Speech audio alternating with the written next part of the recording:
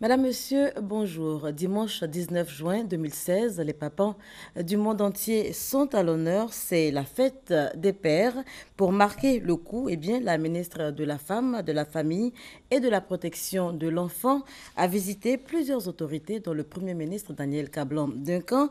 Euphrasie Yao était accompagné à l'occasion d'une cinquantaine d'enfants pensionnaires des orphelinats de Bingerville et de Grand-Bassam. Delphine Blas.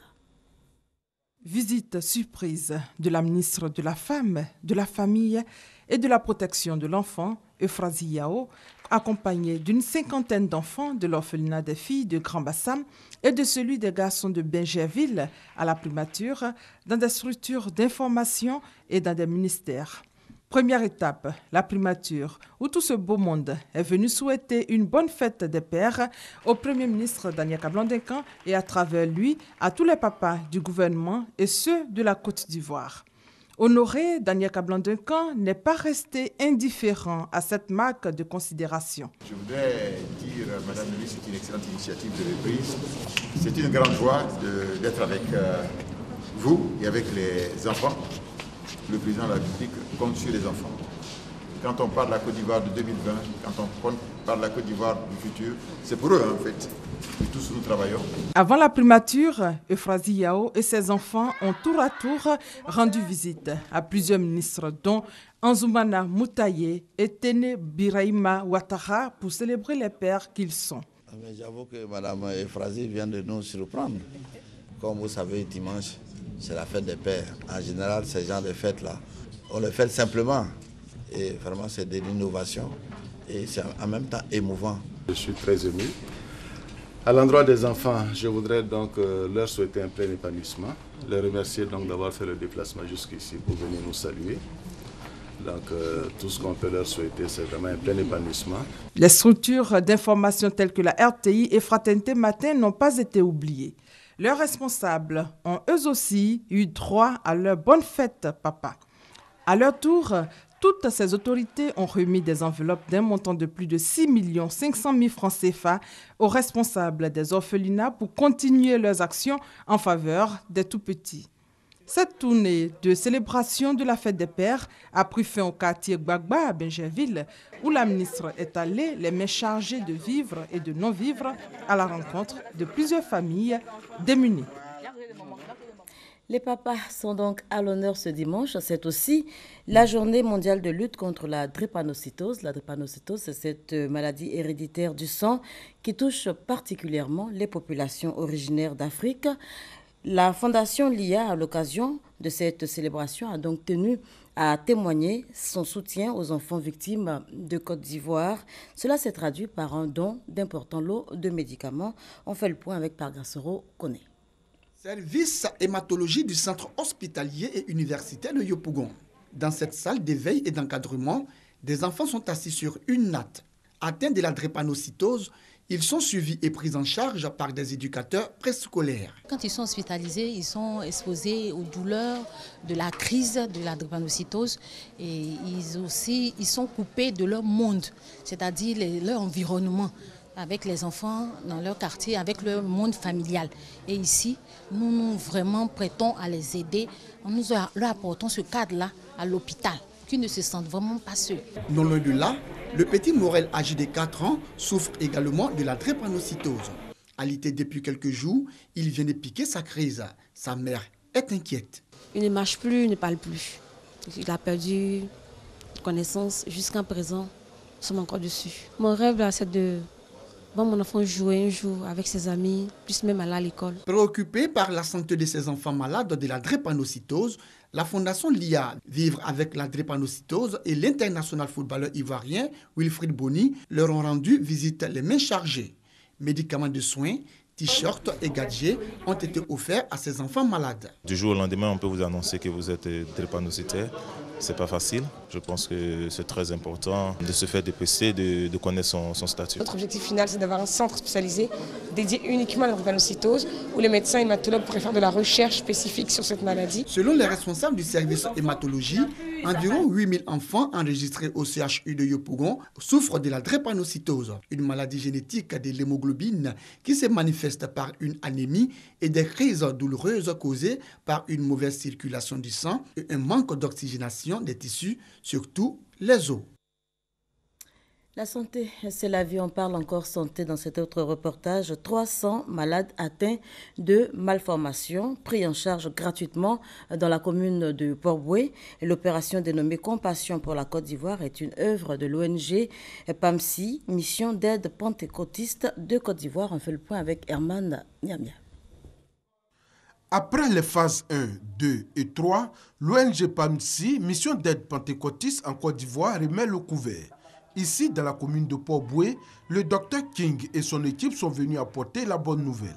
300 personnes atteintes de malformations et autres pathologies seront prises en charge gratuitement dans le mois de juillet 2016. Auparavant, la vision d'opérer 500 personnes dans l'année et que nous avons déjà opéré 275 personnes. Donc, ce qui reste à couvrir pour atteindre les 500, nous allons faire l'effort de l'avoir. De pathologies et de malformations, il s'agit entre autres des becs de lièvre, de la hernie, de fibromes, des kystes ovariens et bien d'autres maladies à la prise en charge coûteuse. Heureusement, pour la réussite de la 4e phase de Compassion pour la Côte d'Ivoire, pouvoirs publics et organisations humanitaires apportent leur soutien. Cette ONG, nous ne pouvons que la soutenir, la remercier pour cette belle initiative.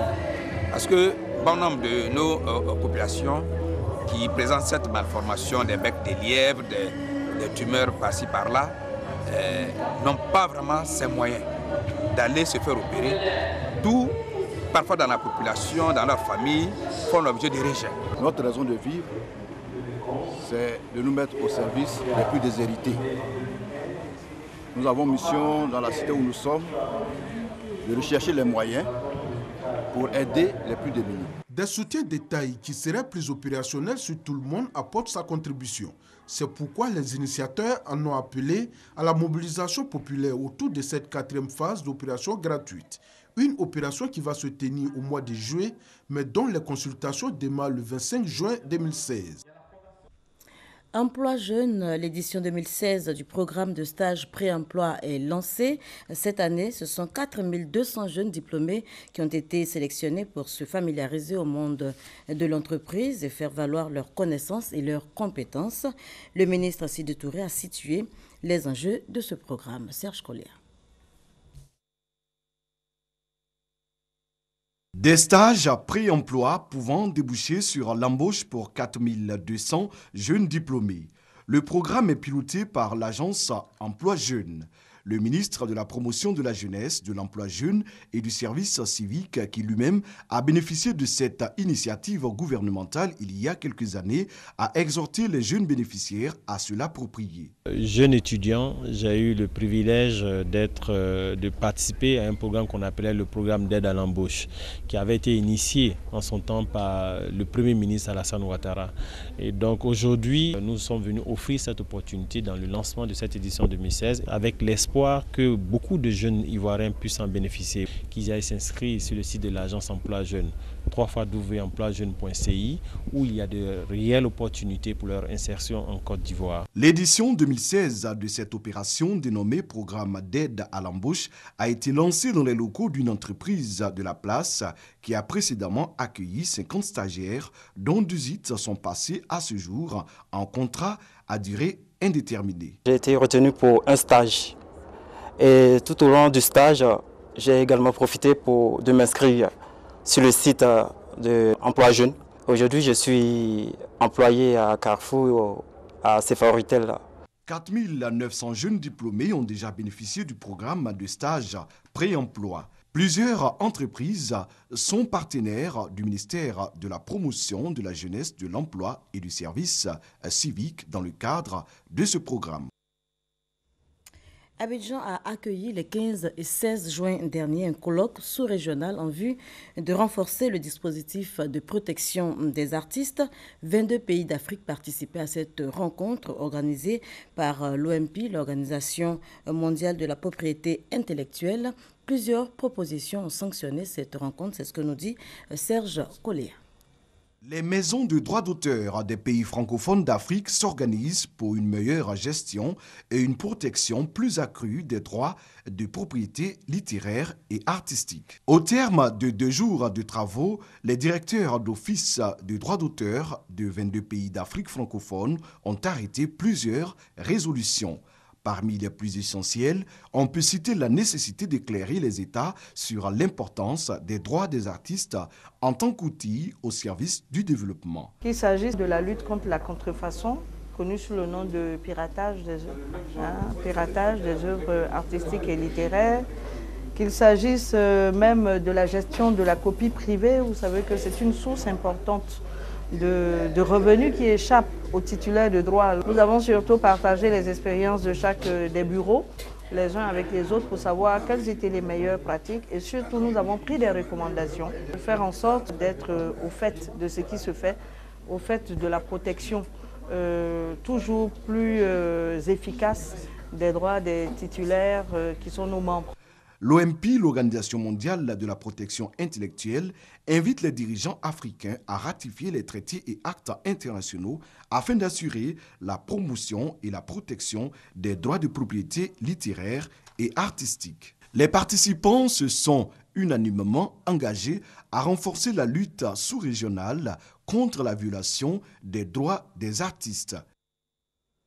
Une 4e condamnation pour l'ex-président d'Égypte, Mohamed Morsi, destitué par l'armée en 2013, vient d'être condamné encore par un tribunal égyptien, cette fois pour espionnage. C'est ce que nous disent Kader Ouattara et Sidonie Davila. Encore une peine de prison pour l'ex-président égyptien Mohamed Morsi, jugé dans une affaire d'espionnage au profit du Qatar. Un tribunal du Caire vient de le condamner ce samedi à la prison à vie, ce qui équivaut à 25 années de détention en Égypte pour avoir dirigé une organisation illégale et subtilisé des documents secrets concernant la sécurité d'État. Selon le parquet, il aurait transmis ces documents relevant de la sécurité nationale, notamment des rapports extrêmement sensibles concernant l'armée, le déploiement des troupes et son armement au Qatar. Il comparaissait dans le box des accusés avec son directeur de cabinet et 9 autres de ses proches. Il s'agit de la 4e condamnation contre le premier président démocratiquement élu d'Égypte. L'ex-président islamiste, dirigeant influent de la confrérie des frères musulmans, avait déjà été condamné à mort, à la prison à vie et à 20 années d'incarcération dans 3 affaires distinctes. Âgé de 65 ans, Mohamed Morsi avait dirigé l'Égypte entre 2012 et 2013. Il a été renversé par un coup d'État organisé par l'armée le 3 juillet 2013, à la suite d'un vaste mouvement populaire protestataire. Présidentielle en France, le Parti socialiste annonce une primaire en janvier 2017. Le Conseil national du Parti socialiste a décidé à l'unanimité samedi d'organiser une primaire pour désigner son candidat à la présidentielle prochaine. Et l'actualité, c'est aussi les élections municipales partielles en Italie. 126 communes sont appelées à voter et c'est Rome qui focalise toutes les attentions. Rome qui pourrait avoir à sa tête pour la première fois une femme. Virginia Raggi, la candidate anti-parti, est en tête de ce premier tour. Voilà qui met un terme à ce journal. Merci de nous avoir suivis et très très bonne fête à tous les papas.